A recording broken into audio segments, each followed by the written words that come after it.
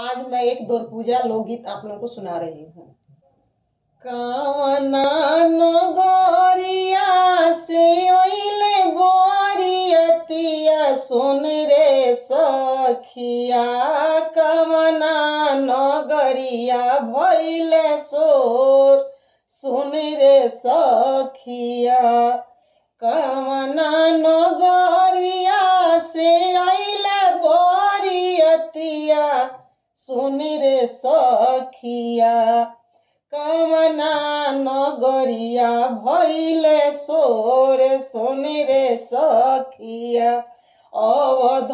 नगरिया से अइले बोरियतिया सुन रे सखिया,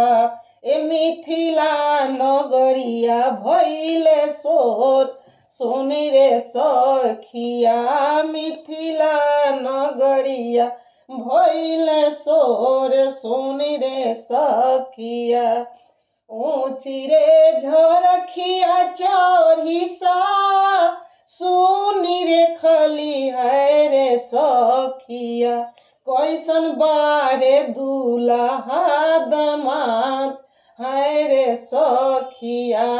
कैसन बारे दूल्हा दमाद है रे सखिया, आंगवा के पातर बारे मुहावा के सुंदर है रे सखिया, अरे सुंदर बारे नौ से हमार है रे सखिया, सुंदर बारे नौ से हमार सुन रे सखिया,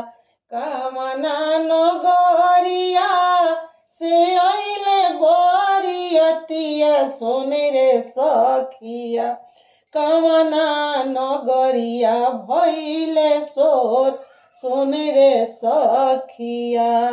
दोस्तों, अगर मेरा गाना पसंद आए तो लाइक करना, सब्सक्राइब करना।